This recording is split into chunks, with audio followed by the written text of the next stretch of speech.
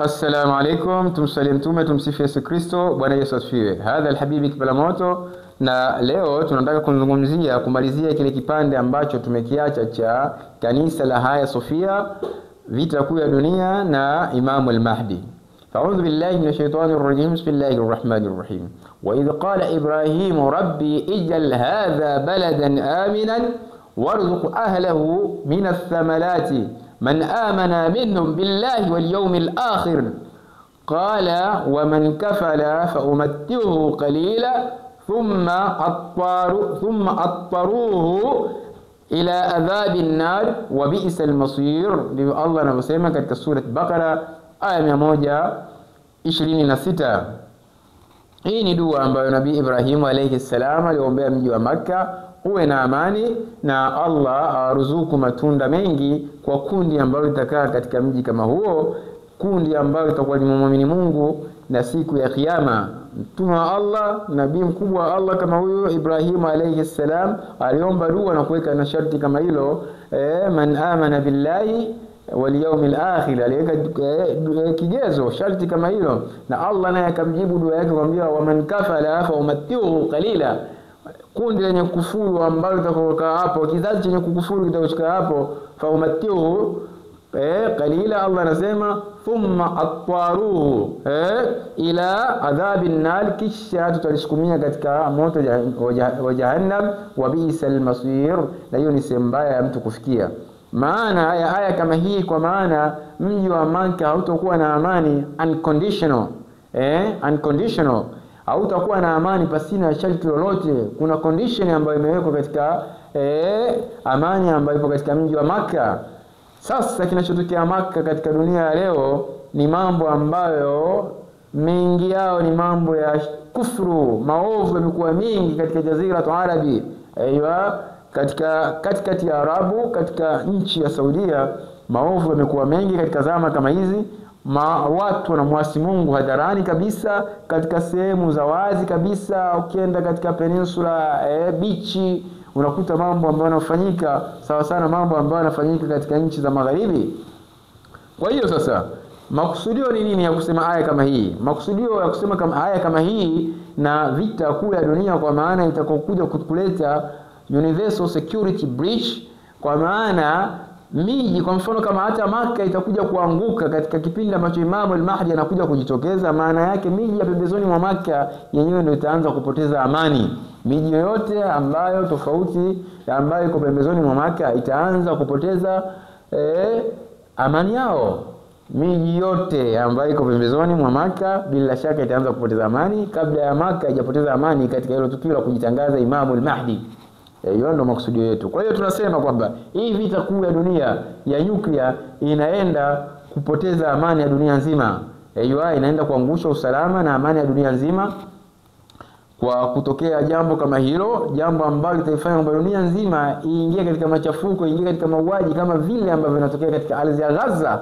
Leo tunafurahia, tunaona kwamba hali ya Gaza ni ya kwao, hayatuhusu, lakini Allah yuko hai, anaona kinachoendelea. Kwa hiyo itasababisha Allah dunia nzima ingie katika vurugu na tafulani kama ile.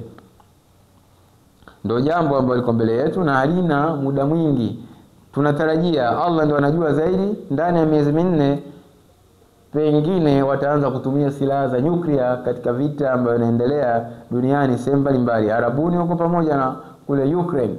Sasa basi lazima hapa tuliweke sawa jambo la kanisa la Haya Sofia kuporwa na kutekwa na huyo sultani kijana Muhammad Fatih mwaka 1453. Ni kwamba ile haikuwa Fatih Constantinia ambayo Mtume Allah alikusudia katika hadithi zake, bali Fatih Constantinia ambayo Mtume Allah amekusudia ni Fatih Constantinia itakokuja kufanywa na Imamu al-Mahdi alayhi salam, tena katika zama hizi, zama za malhama.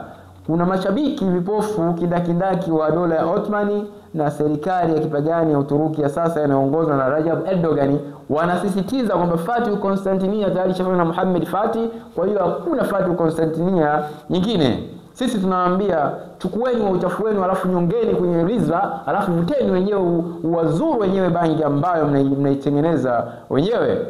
kwa sababu ni uongo. Fathu Konstantinia iliyofanywa na Muhammad Fatih mwaka 1453 ni Fathu Konstantinia Dajjali, sio Fathu Konstantinia ambayo Mtume Allah ameibashiri zaidi ya miaka 1400 iliyopita. Kwa nini? Mtume wa Allah amemsifu kamanda wa jeshi, anamsifu jeshi ambalo litaenda kuikomboa Konstantinia katika hadithi yake ambayo inasema kwamba la taftahanna Konstantinia wala ni'ma jeshu dhalika jesh wala ni'ma amiluha. Aiywa, ni Mtume Allah alizungumza sallallahu alaihi wasallam katika hadithi kama hiyo, bila shaka nyinyi mtaukomboa mji wa Konstantinia. Hilo ni jeshi hodari kiasi gani, na huyo ni kamanda hodari kiasi gani wa jeshi ambalo ataliongoza katika na ataongoza jeshi katika Fathu Konstantinia. Huyu ni Imam al-Mahdi alayhi salam. Aiywa, huyu ni Imam al-Mahdi alayhi salam. Sasa eti mashabiki vipofu wa dola ya Ottoman wanasema kwamba Muhammad Fatih kashafanya Fathu Konstantinia kama hiyo. Kweli? Tuangalie katika hadithi nyingine ambayo anaisimulia Muadh ibn Jabal radhiallahu anhu, Mtume wa Allah anasemaje Fathu Konstantinia itafungamana au itakuwa katika mfululizo wa matukio gani, ili kuwajibu mashabiki kidaki vipofu wasiotaka kusikia la Allah wala la mtume wake Muhammad sallallahu alaihi wasallam. Mtume wa Allah amebashiri vipi katika Fathu Konstantinia ya haki iliyonyooka ambayo itaenda kusahihisha kosa ambayo ameifanya Muhammad Fatih mwaka 1453. Mtume wa Allah anasema hivi, umranu Baitul Maqdis itakuwa na thamani, itakuwa ni kwamba ina nguvu Baitul Maqdis, kwa maana Jerusalem, kwa maana kutatokea Great Israel. Aiywa, dola ya Kiisraeli itakuwa ndio baba lao, na ndo zama tulizokuwa nazo itafanya uovu mkubwa, na hakuna taifa wala muunganiko wa taifa linaloweza kumwambia chochote dola ya Israeli. Ndio tupo hapo sasa hivi. Mauaji ya halaiki yanaendelea Gaza. Hakuna jeshi la kimataifa au majeshi ya Waislamu au ya Waarabu yanaweza kwenda kupambana katika ardhi kama ile, isipokuwa vikundi vichache ambavyo Allah amevichagua vinapambana dhidi ya udhalimu unaofanywa na dola ya Kizayuni ya Israel. Ikitokea umrano Baitul Maqdis, Mtume Allah anasema katika hadithi kama hii, mfululizo wa matukio jinsi itakavyokuwa, anasema kharabu Yathrib, kwa maana mji wa Madina utakuwa hauna thamani, hauna kauli yoyote katika mambo ya kimataifa, hauna jeshi. Kharabu Yathrib khuruju Malhama, ikiwa hivyo Madina inatokea vita kubwa inaitwa Malhama, na ndio hiyo tunazungumzia vita tatu ya dunia ambayo itaenda kutumia silaha za nyuklia. Ikitokea khuruju Malhama inakuja nini? Fathu Konstantinia. Hii sasa ndio Fathu Konstantinia ya Imam al-Mahdi ambayo Mtume Allah amezungumza na amekusudia katika hadithi yake, sio ile kanjanja ya mwaka 1453. Hii ni Fathu Konstantinia Imam al-Mahdi alayhi salam. Fathu Konstantinia khuruju Dajjali, ikifanywa Fathu Konstantinia, ukikombolewa mji wa Konstantinia, ndipo atajitokeza Masihi Dajjali. Haya, tuambie kama ile Fathu Konstantinia ile ndio alikusudia Mtume, mbona Dajjali hajitokeza mubashara mpaka leo?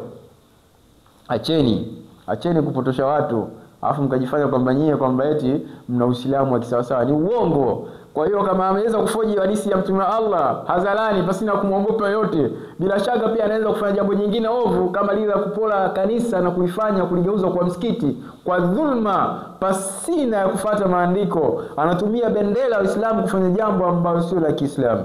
Uislamu wapi? Hakuna Uislamu kama huo. Hakuna Uislamu unaoruhusu kulipua makanisa. Aiywa, hakuna Uislamu unaoruhusu kuharibu nyumba ambazo humo anataja Allah kwa wingi. Allah amesema hivyo katika sura Al-Hajj aya 40.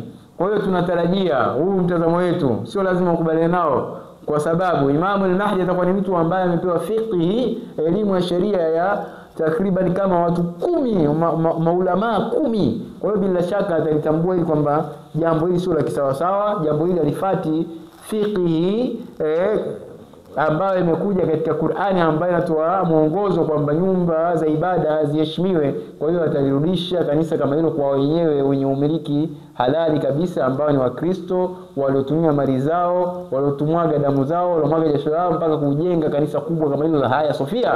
Waislamu kama nyie mnasikia wivu, kama nyie mnalipenda kanisa kama hilo, mnatakiwa mchangishane wenyewe kwa ucha Mungu, kwa mali zenu, kwa nguvu zenu, mjenge msikiti kwa ucha Mungu, sio kwa kupola kwa dhulma kama hivyo mkageuza kanisa kwa msikiti. Hakuna Uislamu kama huo. Uislamu unajengwa juu ya haki, au jengwa juu ya dhulma na batil. au chuki na uadui kama inavyofanywa au kama ilivyofanywa na Muhammad Fati, katuletea Uislamu wa kwake wanaojua yeye Uislamu ambao sio Muhammad ibn Abdullah Rasulullah sallallahu alaihi wasallam. Kwa hiyo ni Imam al-Mahdi ndiye atakayekuja kutimiliza ubashiri wa mtume wa Allah, na ndio maana mtume wa Allah akamsifu.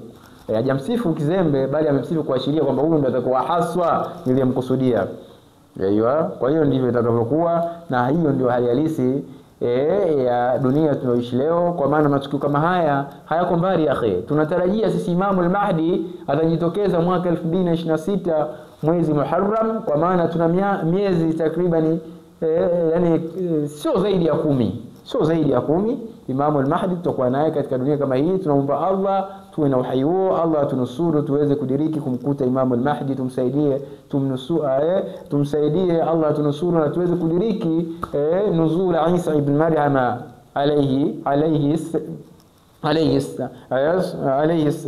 Isa ibn Maryam alayhi salam. Kwa hiyo haya ni matukio ambayo yako mbele yetu. Hatuna muda mwingi, hatuna miezi mingi, isipokuwa dunia itaingia katika hiyo vita ya nyuklia.